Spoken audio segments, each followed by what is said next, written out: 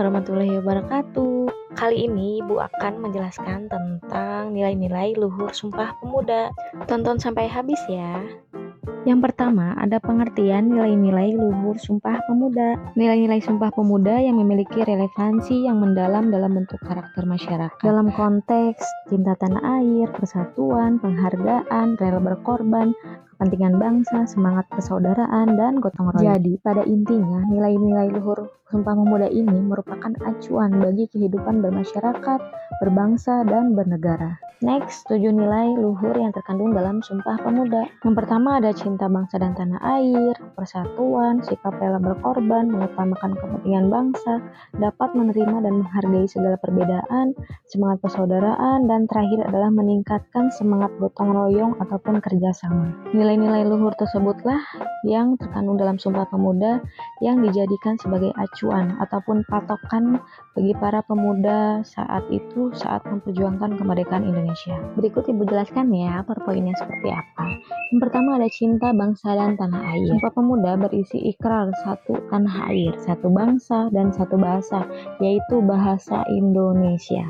Contohnya pasti banyak banget ya. Yang pertama itu rela berkorban demi kepentingan bangsa, mencintai adat ataupun budaya, dan kita dapat melestarikannya. Terakhir itu kita dapat melestarikan alam serta lingkungan yang ada di dalam lingkungan sekitar kita. Yang kedua ada persatuan. Sumpah Pemuda ini dirumuskan dan diikrarkan oleh pemuda dari daerah, suku, agama, ataupun golongan yang berbeda ya. Maka ada semboyan bersatu kita teguh, bercerai kita runtuh. Hal tersebut menunjukkan betapa pentingnya persatuan bagi bangsa Indonesia ini. Contohnya itu banyak banget ya. Ada kerjasama antar keluarga, kemudian juga gotong royong, menghormati perbedaan agama, membantu mereka yang kurang beruntung, dan kita dapat toleransi. Next, yang ketiga ada sikap rela berkorban. Berkorban di sini artinya adalah bersedia untuk memberikan segala sesuatu yang dimiliki dengan ikhlas, walaupun bisa menimbulkan penderitaan bagi diri sendiri. Contohnya pasti banyak banget ya. Yang pertama kita menolong teman, mendengarkan pendapat, mengutamakan kerukunan, kepentingan bangsa, menjadi anggota TNI atau Polri, mengikuti perlombaan, dan bisa membayar pajak pada tepat waktu. Poin selanjutnya ada mengutamakan kepentingan bangsa. Sumpah Pemuda dan perjuangan pemuda merebut kemerdekaan menunjukkan bahwa tidak ada pemuda yang mementingkan daerah ataupun golongannya masing-masing.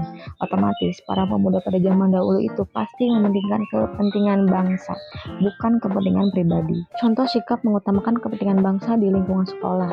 Dapat berkorban demi kepentingan sekolah, menemukan sikap tenggang rasa, mengikuti upacara bendera, mengerjakan tugas, dan berteman dengan siapa saja tanpa membeda-bedakan latar belakangnya. Next, dapat menerima dan menghargai perbedaan.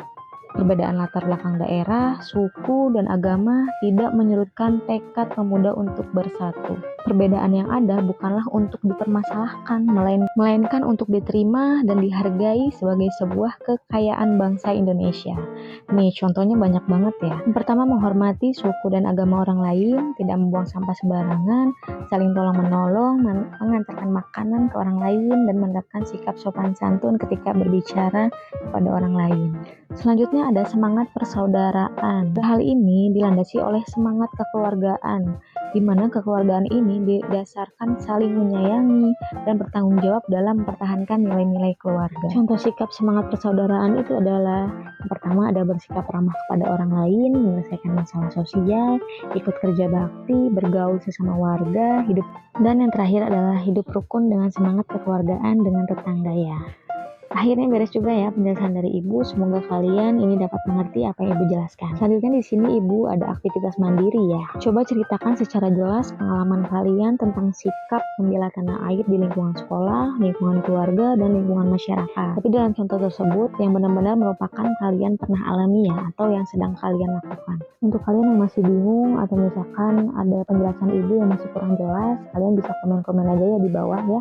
Insya Allah nanti akan Ibu baca dan Ibu bahas di lain waktu atau dengan video selanjutnya. Mungkin itu saja yang dapat Ibu jelaskan secara singkat. Semoga materi singkat ini dapat bermanfaat buat kalian ya. Terima kasih yang sudah menonton sampai akhir.